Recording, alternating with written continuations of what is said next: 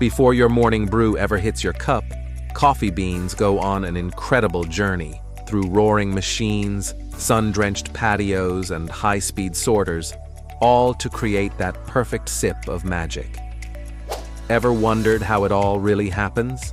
Welcome to the fascinating world inside a coffee bean processing plant, where science, craftsmanship, and machinery blend to turn raw cherries into the rich, aromatic beans you know and love.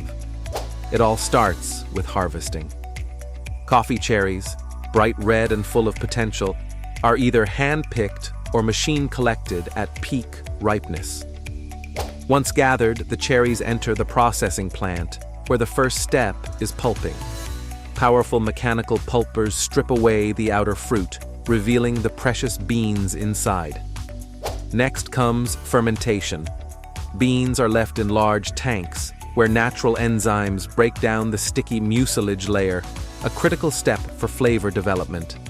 After fermenting, they're thoroughly washed by spinning water machines, ensuring every bean is clean and ready for drying. Drying is key.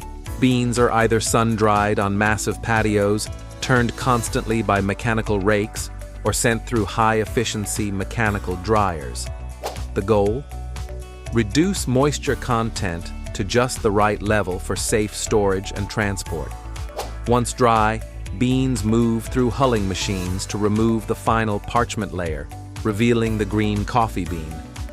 Then, high-speed optical sorters and vibrating screens meticulously separate the beans by size, weight, and quality, ensuring only the best make it through.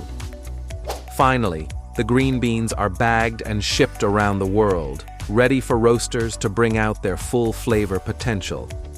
From farm to factory, your coffee's journey is a symphony of nature, technology, and passion, crafted to fuel your everyday.